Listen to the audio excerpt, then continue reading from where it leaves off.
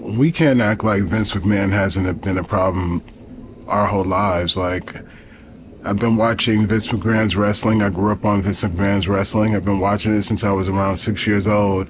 And I can tell you that the storylines that he came up with in the 90s during the Attitude Era was enough to believe just about anything. Now, I know he wasn't the primary writer. I know Vince Russo was the writer, but Vince McMahon, that was his becoming era, right? That's when the Mr. McMahon character came out. And I mean, Vince, we got to see more of who Vince was. And then as we went on, as the years went on, we saw how salacious and kind of odd the storylines could be. And a lot of that stuff was from the mind of Vince McMahon. So when I saw those text messages in Janelle Grant's lawsuit, none of it was shocking, you know, and I look at the commentary that's out there on wrestling, and everyone is like, oh, yeah, I believe it. I think as we all know, right? Vince has been a whole problem for a long time. Definitely a Harvey Weinstein of pro wrestling. I would imagine actually worse if we just look at what's in that 67 pages. That 67 pages tells us everything we need to know about Vincent Kennedy McMahon. And we saw what he did within the industry, what happened the night that Owen Hart died, the callousness of keeping the show going, right? Remember that? And we remember what happened in Montreal to Bret Hart. And the fact that Bret Hart lost his ability to wrestle in WCW where he shouldn't have been is just something that kind of still hurts a little to me, you know, and I could tell Bret hurts a little because of that. So, and that's just on, that's on the lighter side. If we go back to the 1980s, wasn't that there a ring boy scandal? Then we know about the steroid scandals. So Vince McMahon has been a problem for a whole time. The fact that he actually was trafficking a woman within WWE does not shock me. The fact that there's a good old boys culture doesn't shock me. The fact that there's pass-arounds doesn't shock me. This is kind of the dark side of billionaire life, right?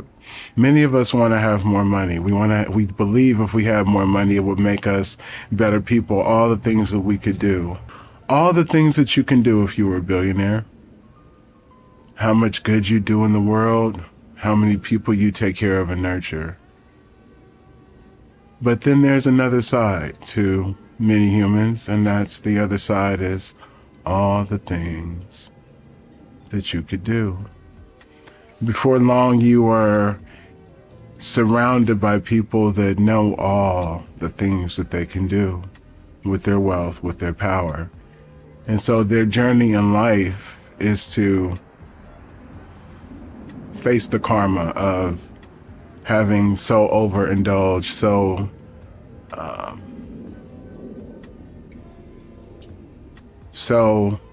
darkly indulged. I'm trying to figure out how to say it, but to just go into the darkness. That's what we see with Diddy, right?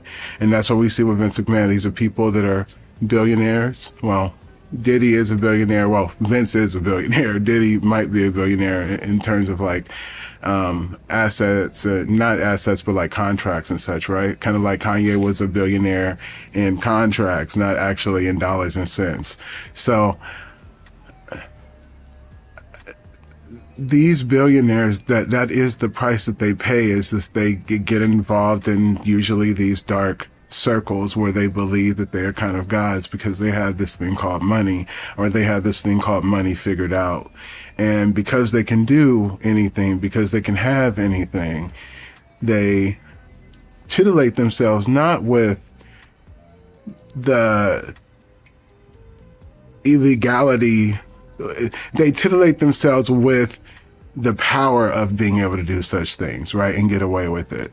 It becomes like what stimulates them. And it's the dark side of what it means to be a billionaire.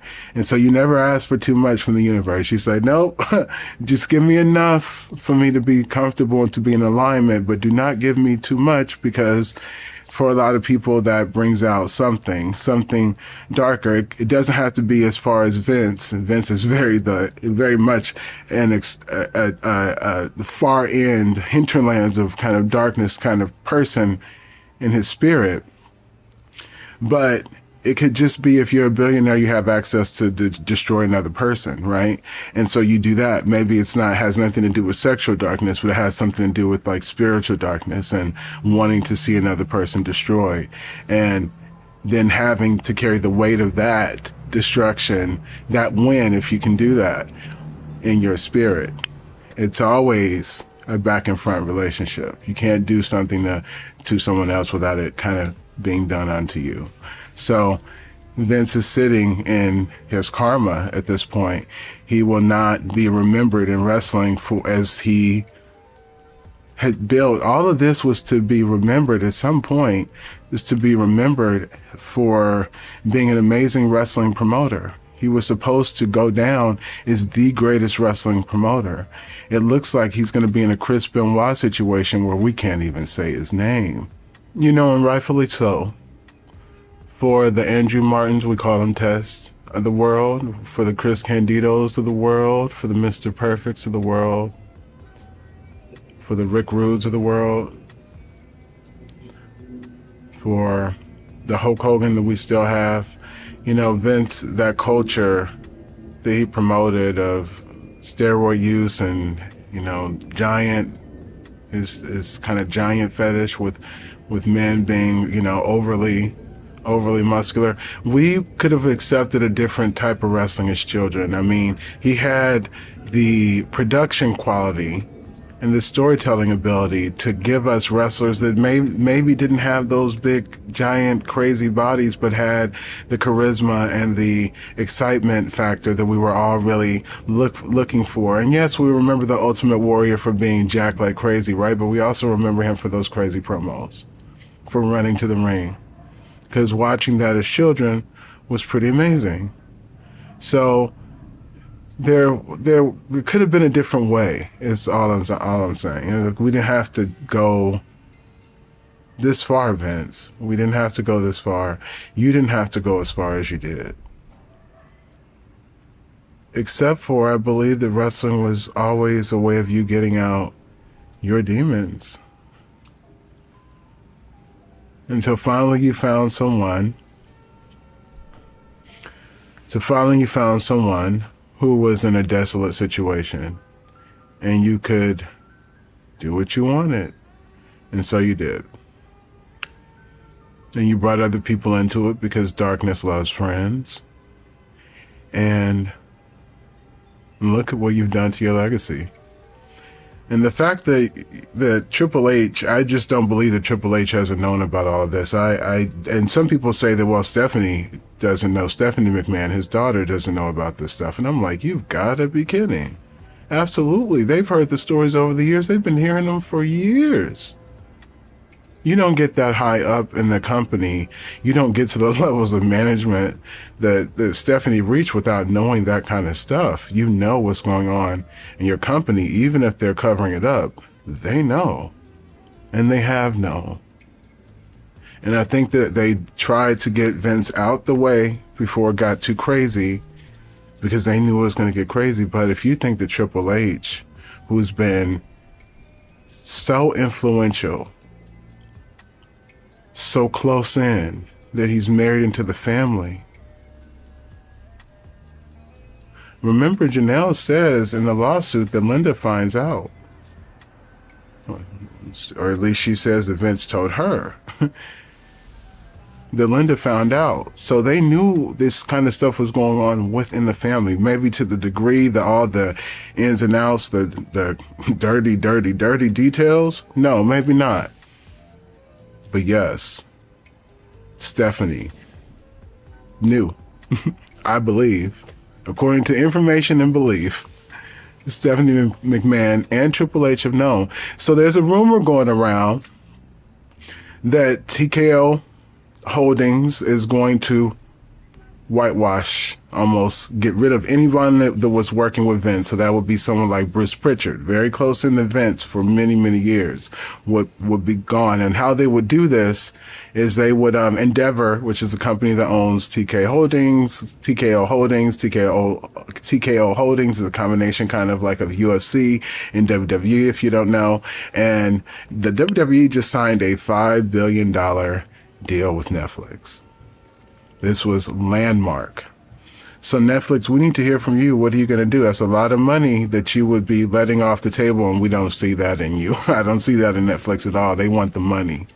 So they're going to fix this in some way, shape, or form. They're going to say, well, Vince has nothing to do with us. They'll acknowledge that during the years that he was there, that this BS was going down.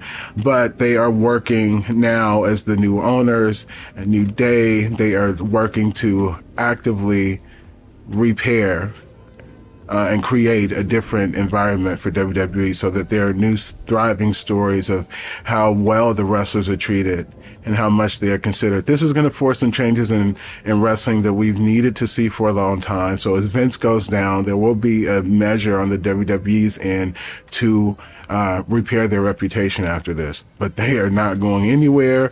There's too much money on the line here. I absolutely think that Netflix will move forward. They are going to all pin this on Vince, right?